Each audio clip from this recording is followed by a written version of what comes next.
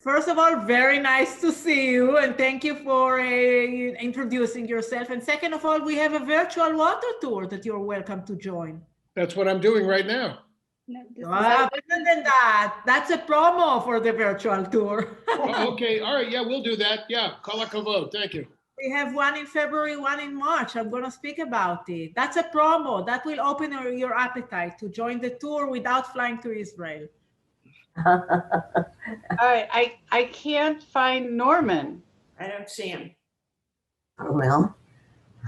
He's off. He has to go back. Okay, Evie is on. Okay. Okay, hold on a second. Donna, I'm gonna have to say, my granddaughter's here, so I won't be able to stay on full length maybe, okay? Okay. Wait a second, let me send him an email. I don't know where he is.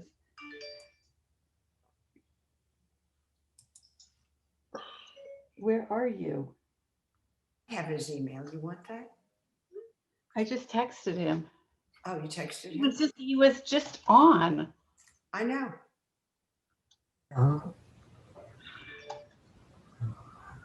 Sometimes they change devices. You don't realize that they logged off. Hi, Norm. I'm gonna Hello? look at that thing and see what it says. Hello? Yeah. I just, my router I disconnected my router for some reason. I kicked it out. I'm so sorry. Okay, so I think we should begin. Yes. And then as people come on, they'll come on. Okay. Welcome. We can't see you. You can't see me? Well, There, now we can see you. Yes, we can. okay. I want to thank you for joining us this morning. This has been a very stressful and difficult year for all of us. I want to thank you for all your generosity and support to JNF.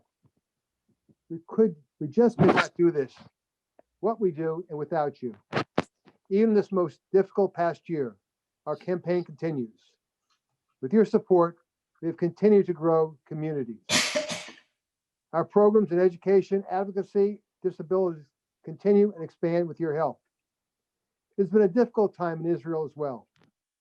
With your support, we have stepped up the mitzvah marketplace, virtual tours, laptops for children to participate in remote learning, and much, much more. Even though we're not meeting in person, we are still having virtual events. Everything is very special, from breakfast to parlor meetings to musical Shabbat services. Please join us at our website, www.jnf.org or www.jnf.org/on-demand to join us in our many virtual events. I hope that all of you will join my wife, Christina, and I at the 2021 National Conference in Israel. The dates are October 10th to the 14th. It is a trip I believe you'll never forget. For more information, please contact Donna Rader, our director. Now, I'd love to introduce my co-president, Sherry Borax. Thank you. Thank you, Norman. And it's my pleasure to introduce our wonderful speaker for today. Talia Tzour Avner oversees JNF task forces on water solutions of Israel's Arava region. With 25 years of dedicated service, she has played an instrumental role in implementing KKL-JNF's vision for the land and the people of Israel. As Jewish National Fund's Chief Israel Emissary, Talia fosters a close connection between the American Jewish community, the Israeli people, and KKL and JNF operations.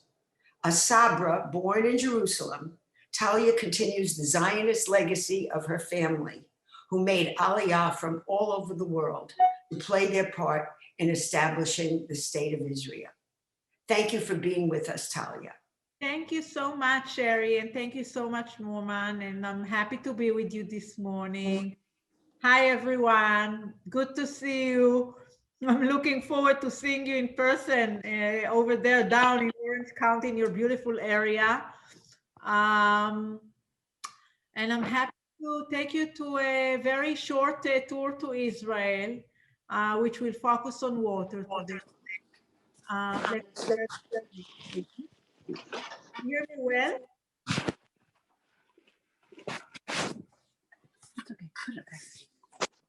You can all see the screen and hear me well? Yes. Okay, perfect. So January 2021 is a very special month, not only because we already see the vaccine for the COVID-19, but also because we're celebrating 120th anniversary for the Jewish National Fund. The organization was established in January 1901 in Basel, in Switzerland, in the Casino Hall, and we are just watching this Casino Hall now. In the center, we see the president of the conference, Theodor Herzl, the visionary of the State of Israel. And this is exactly the Congress that in its fifth gathering established the Jewish National Fund. So I know that, just to make sure that everybody is on the same page, I know you all know Jewish National Fund, and I'm 100% sure that anyone that will be asked as to the JNF, not only you, other people that are familiar with Israel and the Jewish National Fund, will immediately say, this is the trees organization. So I'm just reminding ourselves that yes, we are the forester of the land of Israel, but we were not established 120 years ago just in order to plant trees. We did that because we had to prove our ownership of the land, and we had to cultivate the land to show the Ottoman Empire and then the British mandate that we own it, and that was the easiest and cheapest way to do that. And I'm sure that you all know that we've already planted 250 million trees. They cover the land of Israel. 5% of the land of Israel is covered by these beautiful forests without irrigation. We'll speak about it in a second, with the precipitation that we have in Israel. Yet, Jewish National Fund is so much larger than trees. Obviously, today we're going to focus on water, Israel's water economy, Israel's water needs, Jewish National Fund's main role in Israel's water economy. But let's just remind ourselves that Jewish National Fund has taken upon itself the huge task of developing the frontier of Israel down in the Negev, in the south, and up all the way in the Galilee and the Golan Heights. We are planning, the vision is to bring 500,000 people, to move them from the center of Israel to the Negev desert, and 300,000 people all the way to the Galil.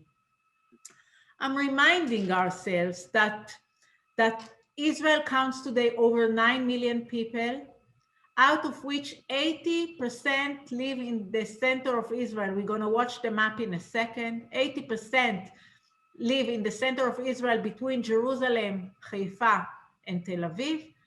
And only 20% of the population live in these areas of the Negev and the Galil. It's a huge task and very important task to move these people to live in the periphery.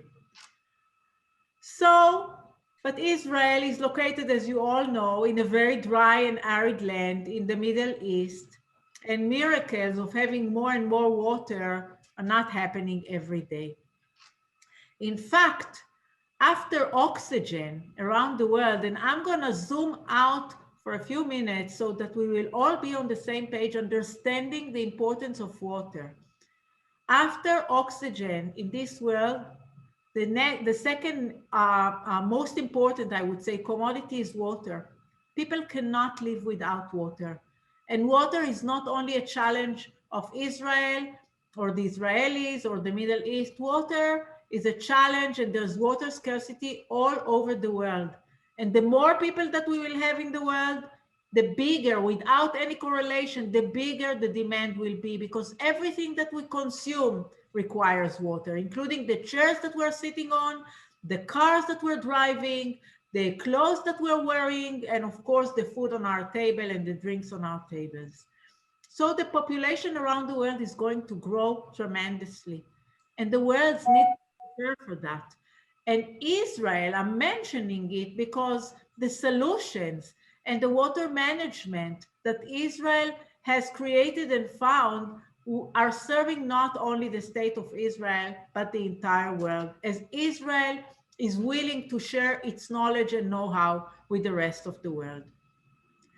The estimation is that within 15 years, 60% of the world will face a water shortage. 40 out of 50 states in the United States will suffer from water scarcity. And the results are political instability, mass migration, and rising of food prices. This is, something that we should all remember and be aware of, because when I'm gonna zoom in now into Israel in a few seconds, you will appreciate and understand how important it is what Israel and the Jewish National Fund is doing in Israel. One more important fact before we're diving in. When we urge our children or grandchildren to take a quicker shower or to use less water in the sink washing the dishes, it helps, but not that much, because as you can see in this pie, in average, 65% of the usage of the water around the world is used for agriculture. That means that if we need to save, we need to first and foremost think about how we're saving in agriculture. And Israel has solutions for that as well. Only after agriculture comes the industrial use, and only then comes the domestic use with our showers and bathrooms and sinks and you name it. So I'm reminding ourselves that Israel is not only located in an arid land. The yellow color, of course, reflects the amount of precipitation and how dry it is, but also surrounded by 22 Arab countries. Only with 2 we have peace treaties, with Egypt to the west and Jordan. By the way, Jordan has water in their faucets only once a week. Israel has abundant water for every citizen, for every resident, and producing water daily, on a daily basis. Jordan, despite the fact that Israel is supporting Jordan with water, and we'll talk about it in a second, they only have water in their faucets once a week. So former ambassador, Israel ambassador to the UN said, Ron Prosor, many countries may not support us, but the world is thirsty for our knowledge. On one hand, there's a market for bias against Israel. On the other hand, there's a demand for Israeli know-how, and we have the supply. So let's see what Israel has done through the years. Are you all with me? Everything is okay? When Israel was established in 1948, we were 600,000 people in Israel. Israel has grown by 14 times. We count today more than 9 million people in Israel, and we supply water to 12 million people, including, as I said, Jordan, and including the Palestinian Authority. But the most important fact is that we're doing all of that with 50% less precipitation than what we had in 1948. We're supplying water. The British mandate limited the Aliyah quota because they said you don't have sufficient water for more than 1 million people, so you cannot bring more people to the land of Israel. Today, we supply water to 12 million people with 50% less rain than what we had in 48. So the first important thing was the smart governance, is a smart governance. Israel, or Ben-Gurion and his government has announced water as a national asset. Even if you own a land and you own a big lot and you have wells and water and aquifer, you cannot use the water. You cannot drip, you cannot pump, you cannot treat, you cannot do anything because the country owns the water, unlike in the United States. So there's one central water authority for Israel, and they control the usage and the price and the infrastructure of the water in Israel. Technology, it was clear to everyone, still clear. We have over 1,000 startup companies in Israel that are dealing with water technologies. So it's not only a high-tech nation, it's also a water tech nation. And we will talk about one example, at least, Netafim, drip irrigation company, in a second. A focus on education, commercials in the TVs, education in the kindergartens and elementary schools and high schools, pumping it to the public. Guys, we have water scarcity. We call the rain, Geshem, Geshem, Bo, rain, rain, please come, not rain, rain, go away. And we appreciate the water. And you have children at the age of 4 or 5 standing behind their parents in the kitchen, controlling them as to how much, the water they use and when to close the faucet or open the faucet, because of awareness. Public awareness is crucial for success in water saving. Another main factor is that Israel, about 25 years ago, when, in average, every decade, Israel has grown by 1 million people, right? From 600,000 people, we have today 9 million people. More than 1 million people. The country had to absorb and to prepare itself, not only in terms of housing or education or infrastructure, mainly for water. So what do you do if you don't have water? You're thinking very creatively of the wastewater. And to cut a very long story short, 85% of Israel's sewage is recycled and is used for agriculture. 85% of treatment of sewage turns Israel to the country that is #1 in the world in recycling. After Israel comes Spain, and after Spain, Spain with only 17%, and in the United States, even less than 5% of the sewage is being treated and used for other purposes. So Israel has become a leader in recycling, and this water has to be stored somewhere. 250 water reservoirs have been built by Jewish National Fund throughout the country, serving the farmers in the Galil, in the Negev Desert, in the Arava, in the Lower Galilee, by Mount Tabor, you name it, all over the country. And there's a request by the Water Authority, by the National Water Authority, to build another 90 water reservoirs. Because to remind you, population is still growing, water scarcity is still an issue in Israel, and the more people you have, the more sewage you have, so the potential to grow in producing good water for agriculture is huge. We spoke about water technology for a second. I'm sure you all heard about Netafim. It's the largest international drip irrigation company that was established in Kibbutz Hatzerim near Bercheva in the south. Very easy, very soft water technology of using pipes with holes and controlling the amount of water that you're using for the agriculture and the minerals that you give to the plant, but saves a lot of water. When they found it themselves, they found out that it's working in their kibbutz. They said, let's not tell anyone of our innovation, because not only will it save us water that we don't have, they have increased the yields tremendously. And it was revolutionary in the desert. Cut a very long story short, the company worth today billions of dollars, was sold, very successful. And the technology is a little pricey, but if farmers around the world, instead of using flood irrigation or sprinkles, would use drip irrigation, they would save a lot of water. And it's important. We spoke about the globe, the entire globus a few minutes ago. It will save the world the water that is so needed for its existence, and it will also increase the yields because it will use the water and the minerals very efficiently.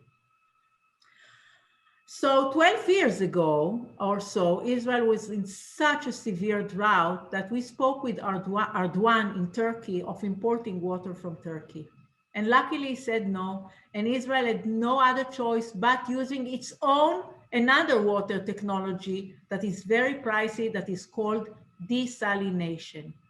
Desalination is a very easy process, again, of taking salty water from the sea and within 30 minutes take the salt out of the water and produce good, sweet drinking water.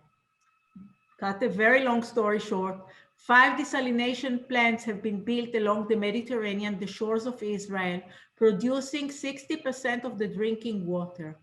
Guys, if there's 50% less precipitation, it means that the rivers that used to run into the Kinneret are no longer filled with water. There's no water in the rivers. There's no water in the Kinneret that used to be in 48 the main source of water for Israel.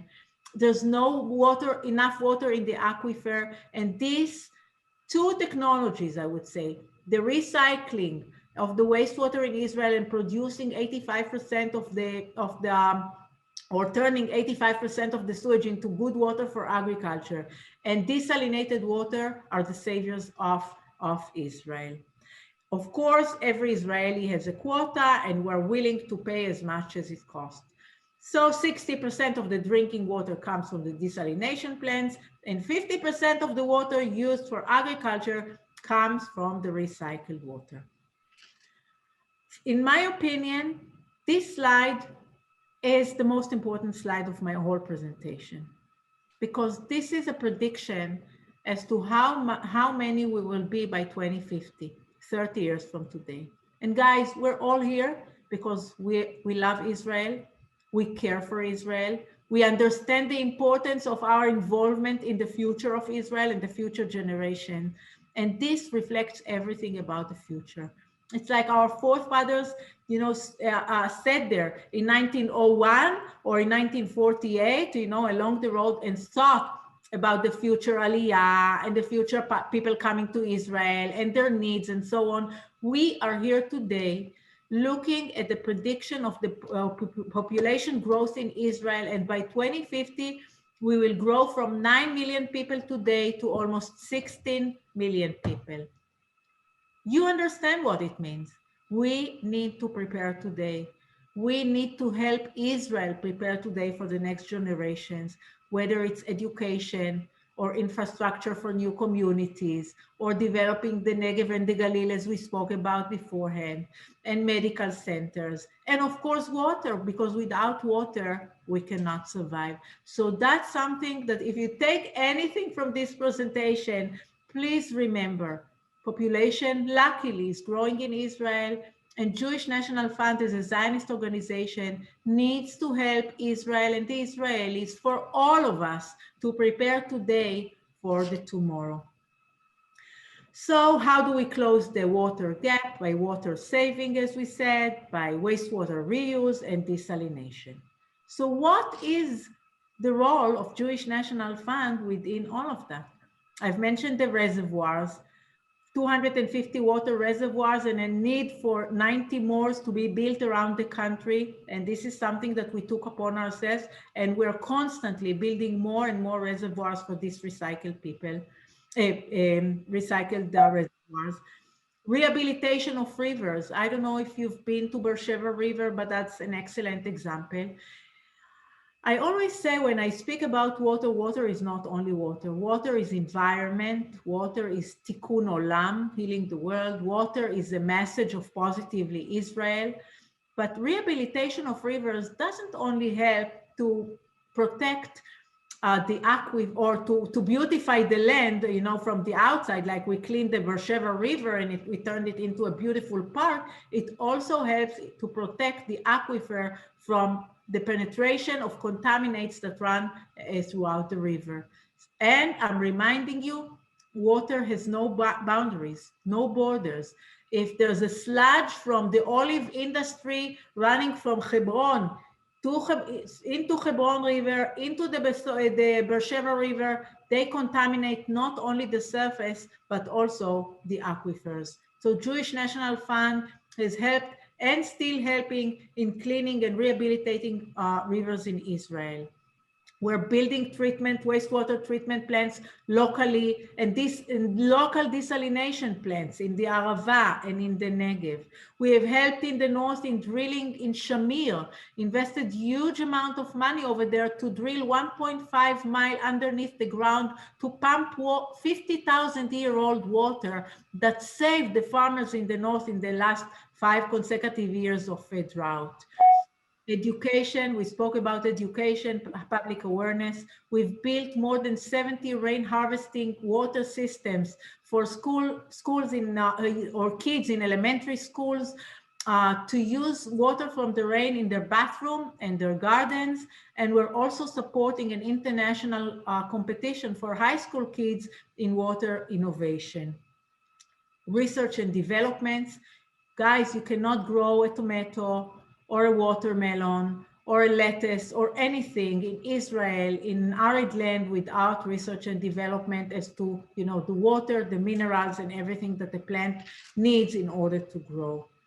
So a quick jump into the Bercheva River and Lake, beautiful, beautiful park, but we also inaugurated last year a beautiful lake within the center of Bercheva, which is the capital of the Negev, which is the largest desert in Israel, filled with blue water that is the recycled water of the city of Bercheva, and turned it into a gorgeous park with new neighborhoods facing the park, with bridges, with the amphitheater, promenades, and a lake in the middle of the desert, all with the help of the Jewish National Fund.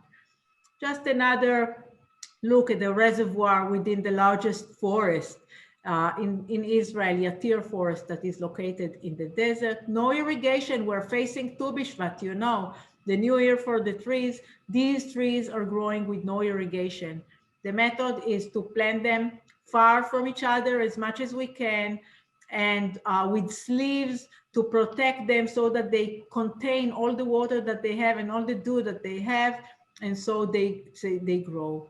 Quick look into the rain harvesting systems with the water tanks and the elementary school kids, young kids, taking water from these tanks, watering the gardens and using it in their bathrooms. So to sum it up, water scarcity, Israel is a role model for water usage and water management, but water scarcity is not over. Our main natural source of water, the Kinneret, is drying up. There are still areas in Israel that are not connected to the national water grid, such as the Arava in the south, such as Chalutza on the border with Egypt and Gaza. Population will be doubled by 2050, and we need to prepare for it today. Israel will always have to be self-sufficient in terms of water and agriculture, and we need to prepare for that today. We need to prepare the ground and the water and all the infrastructure for the future generations today, and that's why we're here.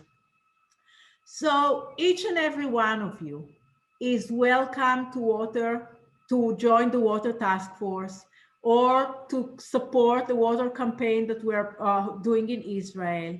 But I'm reminding you again, water has so much value in it.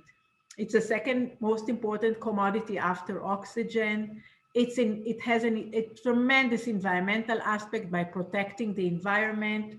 A message of positive Israel, instead of speaking about the conflict and the issues that we're having in Israel, let's put in our kids and grandchildren brain the fact that Israel has succeeded to combat, to conquer the water scarcity by what we've done through the years. And with our willingness to share the know-how and the experience that we've gained in Israel, we're also helping in Tikkun Olam, in healing the world. To join the Jewish National Fund Water Task Force is a $10,000 annual commitment. You can do more, you can do less, you can decide that you are directing your support towards water no matter how, and every drop counts, as we say in our water world. And last but not least, as I said, I've been running water missions to Israel on the ground for a few years, from 2015. But this year, due to the COVID, we cannot land in Israel and travel Israel, but we have a perfect substitute for that, because within 4 days, 2 hours a day, you can really experience, see, listen to the best water speakers from Israel and figures in Israel. And within 8 hours, you will be so much more knowledgeable, and you'll feel as if you're traveling in Israel focusing on the water needs.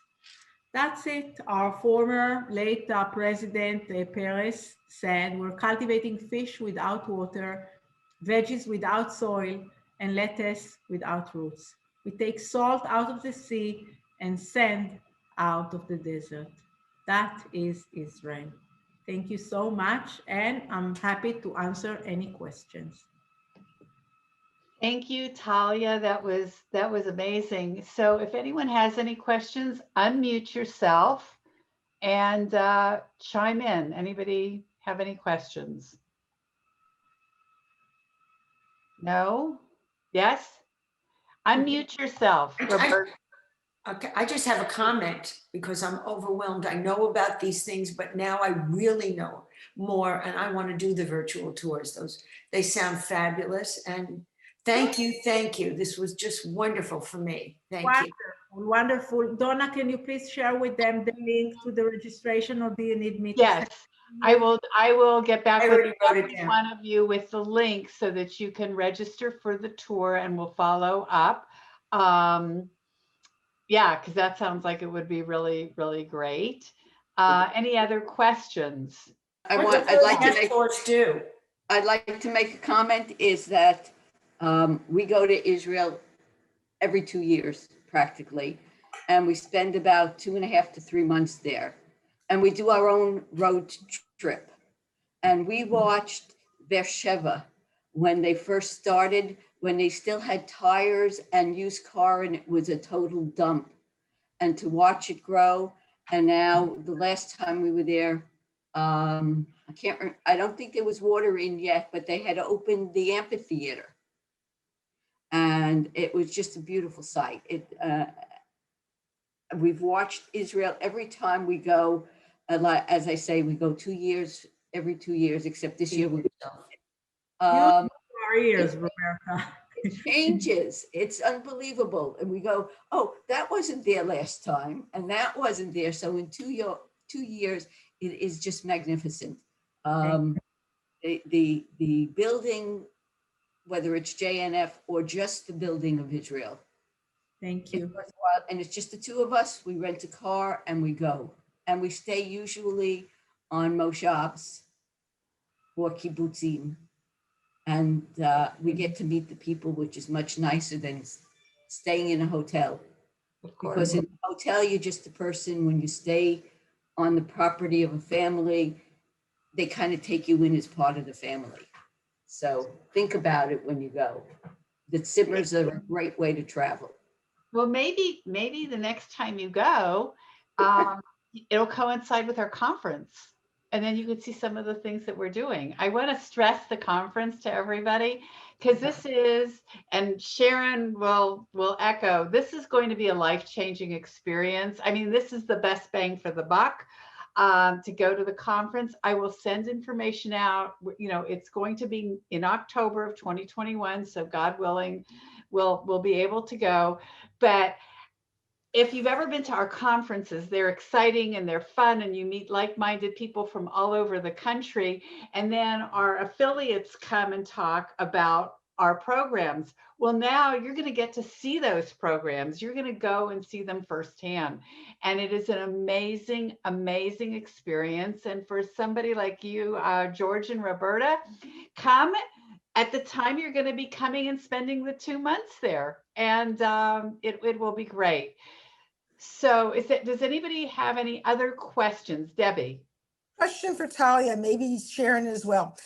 Once upon a time, one of the very first things that JNF was connected with was called the Arid Lands Consortium.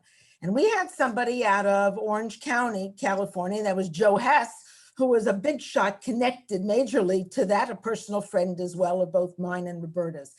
I haven't heard anything lately about the Arid Lands Consortiums, which had to do with water and things like that, from Colorado, Nevada, California. Is it still majorly functioning? It is functioning, but we took it one step forward, and thank you for the question. We've established a beautiful collaboration with the University of Arizona. Right, okay. National Fund, the Arava, which is the Arid land, and University of Arizona. It's called Jewish National Fund Joint Institute for Global Water, Food, and Energy Solutions. Okay. And this collaboration helps us not only to develop and help and support the Arava and encourage new families, professors, doctors, scientists, whatever, to move to the Arava and to conduct their research over there, but also with the umbrella of the University of Arizona that is located in Tucson and is very similar, I would say, to the climate conditions in the Arava. We are running applied research in the Arava with the supervision of the University of Arizona. And all of that, eventually, not only will it help the Arava, it will help countries in Africa. We're focusing on Africa. For the UA, it was also great to move from Central and South America to Africa. And for the Arava, they will be the base and the role model for African countries. We're starting with Kenya as to how to run their agriculture and water management and renewable energy management, and how to do it in their, poor and, far from high-tech countries' lands. So I'm taking it back to your question as to the Consortium for Arid Land. It still exists. But in fact, Jewish National Fund has a new baby, Mazel Tov Jewish National Fund, that is called the JNF Joint Institute for Global Food, Water, and Energy Security. And you are all welcome to become active in that if you're interested. Sherry, we're going to speak about it in length at the mission that you will be joining us. We have a special session about that. We can't hear you, but I heard you. I got a question. Well, Yes. first of all, I'm sure if you've read "Let There Be Water" by Seth Siegel, Yeah, we met him here. that's quite a good book. You can download it on Amazon. The next question I have, okay, can you tell me anything about water gen, where they're taking water out of the air and providing drinking water for people? Yeah. So that's why that's another one of the 1,000 companies in Israel that some of them are still in the status or the stage of startup, but some of them, like WaterGen, is already active, and they have even office in the United States. Again, simple things, there's humidity in the air, not in your area, but trust me, in New York and Tel Aviv, there's so much humidity. You take the air, you take the humidity from the air, and you produce water. You can either produce it in big quantities, for army units, for industrial use, et cetera, or you can even use it for domestic use. 2 years ago, I participated in a special session in the UN when Prime Minister Benjamin Netanyahu sat with the 7 leaders of African countries speaking about water innovation in Israel. And in the center of this big hall, except for many people from all over the world, they had this water gen machine that within half an hour produced water from the humidity in the air, and they all toasted a l'chaim with water that was produced from the air in the UN building in New York, and Israeli technology that today is already a company all over the world. They have their office in Florida for the US use, and another innovation that came from our country, from Israel. Most of these are private companies, right? They're not public? Yeah. All right, and same with the other ones, like Netafim, I think was originally started by Levi Eshkol. That's a Israeli government company, right? Netafim? No, it's not an Israeli government. It's a private company. In fact, it was sold to a Mexican company about Really? Yeah, they still have the facility and the production and everything in Israel, but it was sold for billions of dollars. Good, thank you. Well, if there's no more questions, I want to thank everybody for joining us. I hope you found this informative. And any gift, if you have not made your gift this year, we are available for you to give a gift. If you've given a gift and want to give more, please give me a call. I will call you and we'll connect again. Yes. Tom, I have a question. Can I ask a question? Of course. What does the task force do? I'm interested in that. Let Sharon, my very good friend and colleague, to answer that. She's an expert.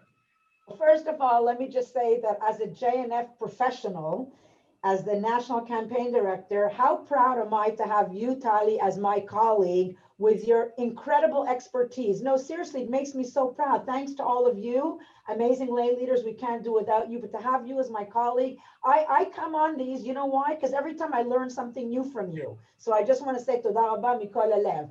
Joining a task force, Sherry, joining the water task force or a task force in general allows you the opportunity to really be part of the actual on the ground, what's doing, making decisions, choosing projects. You know, the way Jewish National Funds works, as some of you might not know, is we are a lay leader run organization. And as much as we want to say we know it all, we do it all, we don't. We work with you in conjunction with you. As Tali said, we're not a government agency, so everything that we do, we have to go through different processes. And the processes include everything from making sure if Tali or somebody else finds a project that you are considering to fund, does it have fundraising viability? Is the IRC, the Israel Relations Committee, approving it based on what the needs are for Israel, what the needs are for the people, what the needs are for the water needs? And you as task force members, you're involved in every step along the way. So task forces meet, I think water meets monthly, if I'm not mistaken. Every other month. Every other month. Okay. So they like most of every, like 6 times a year. That being said, I have to just say that the water task force is also one of the most, how can I say, involved, engaged. People are very engaged. And I say that because there are some task forces where they're still in their, beginning stages. The water task force is something that you will feel that you're immediately part of a family. You're immediately part of the JNF water task family, where besides the bi-monthly meetings, which you're going to learn so much and have so much entertainment, also meeting the most incredible people, if I may say so. You'll also have opportunities to work with Tali whenever you want. And, sometimes there's subcommittees, sometimes there's going to be, we want you to be our ambassadors. As lay leaders, you are our ambassadors. And the more, if you're willing to learn more about water and the needs, I really feel in my heart, and you'll get to work with our rock star, Giveret Tzour, you will absolutely then be very happy. So we'd love for you or any one of you to join Tali in the water task force. Thank you. Okay. Okay. Sharon, wow. Thank you. Thank you, Sharon.